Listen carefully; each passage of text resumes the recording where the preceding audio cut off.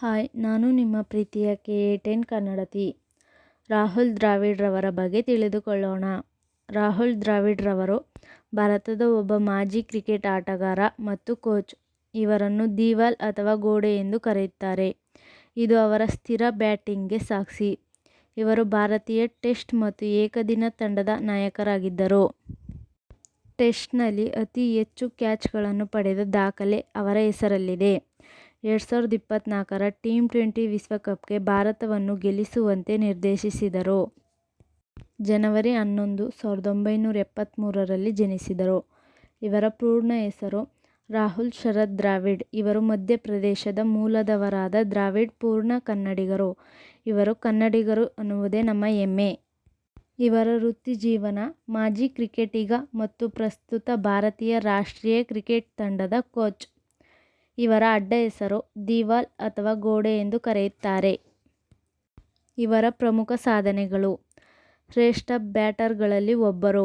ತಮ್ಮ ಶ್ರದ್ಧೆ ಮತ್ತು ಏಕಾಗ್ರತೆಯಿಂದ ಅಂತಾರಾಷ್ಟ್ರೀಯ ಕ್ರಿಕೆಟ್ ಇತಿಹಾಸದಲ್ಲಿ ಶ್ರೇಷ್ಠ ಬ್ಯಾಟರ್ಗಳಲ್ಲಿ ಒಬ್ಬರೆಂದು ಪರಿಗಣಿಸಲ್ಪಟ್ಟಿದ್ದಾರೆ.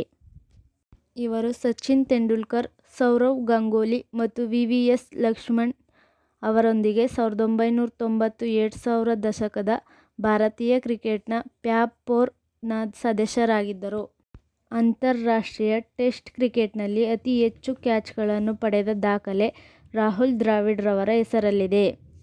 ಭಾರತೀಯ ಟೆಸ್ಟ್ ಮತ್ತು ಏಕದಿನ ಅಂತಾರಾಷ್ಟ್ರೀಯ ತಂಡಗಳಿಗೆ ನಾಯಕರಾಗಿದ್ದರು.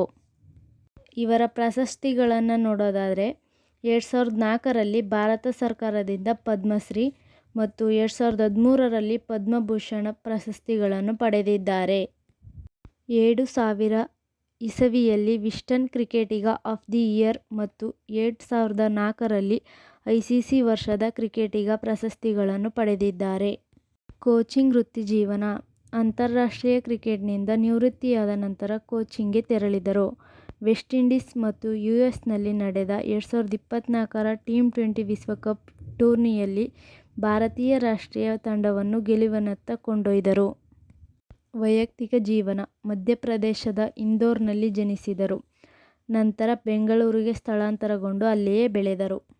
ಇವರ ತಂದೆ ಶರದ್ ದ್ರಾವಿಡ್ ಜಾಮ್ ಮತ್ತು ಪ್ರಿಸರ್ವ್ಗಳನ್ನು ಉತ್ಪಾದಿಸುವ ಕಂಪನಿಯಲ್ಲಿ ಕೆಲಸ ಮಾಡುತ್ತಿದ್ದರು. ಇವರು ಮರಾಠಿ, ಕನ್ನಡ, ಇಂಗ್ಲಿಷ್ ಮತ್ತು ಹಿಂದಿ ಭಾಷೆಗಳಲ್ಲಿ ನಿರರ್ಗಳವಾಗಿ ಮಾತನಾಡುತ್ತಾರೆ.